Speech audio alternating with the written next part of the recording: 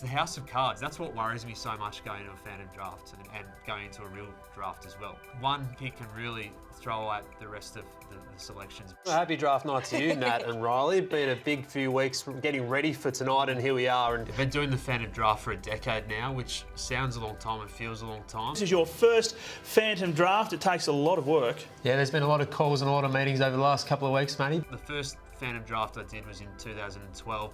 A long time. There'd been many predecessors to me, but there was a intimidating type of factor heading into starting doing a Phantom Draft. It's not always easy to work out how it happens, and people are always interested. It's probably the question I get most is, how do you put together your Phantom Draft? And the Phantom Draft is the thing I probably enjoy about my year the most, but it's also the thing I probably dread about my year the most as well. Every single season there's so many questions, and it generally starts for me after the trade period ends, and that's when I start to nut out who could be going where. And As we see, this Essendon pick has a cascade that can affect Hawthorn, that can affect Geelong, that can affect West Coast, that can affect St Kilda, and then after these, all these clubs are waiting for it. So,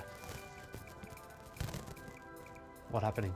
I always say it's a puzzle that doesn't fit. There's always going to be something that doesn't quite work when you're trying to put together a Phantom Draft, and I always find that going to games and speaking to people at games also informs where the players might fit in, and then you have your own views. In terms of the process of the Phantom Draft, yeah, it's phone calls, and phone calls and more phone calls really. Some are more willing to give you information than others, and the way the draft has moved in recent years is that it's really hard to get information too, with the ability to trade picks.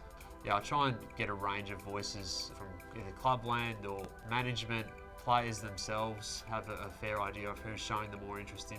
And the players, I find, with time gone by, are more interested than ever in where they might end up and what that could mean for them. I remember my best years like that.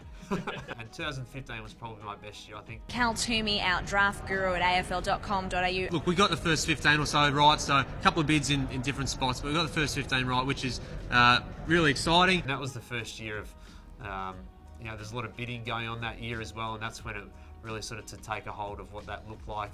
The one that is probably the horror story for me is 2020, and that was a really difficult Phantom Draft to put together on a number of levels.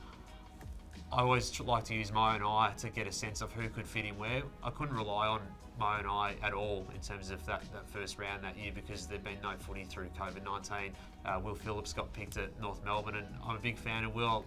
Loved watching and getting to know Will throughout his draft year. I just didn't think he was going to go to North Melbourne, and when that happens at pick 3, you start to get the stutters around what could happen after that, and it didn't really work out for me in 2020, but hopefully we were able to move on from there. Hello everyone and welcome to NAB AFL Draft Night Live. I'm a nervous wreck on draft day, and as draft night approaches, all the draftees are pretty nervous, and I'm just as nervous, because putting out the Phantom Draft, we like to hope that your draft work across a year is off itself, but also a lot of people judge the Phantom Draft as the be-all and end-all too. I try not to, but I know that there is a lot of interest in it.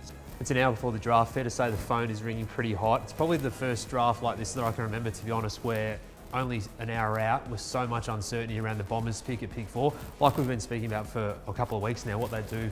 Melbourne's come late for it with the look at Bailey Humphrey, if they can get up. Gold Coast have interest in Bailey Humphrey, but obviously if Melbourne come up and take the pick 4, they're going to take him. So that's created a whole different wave of opportunities.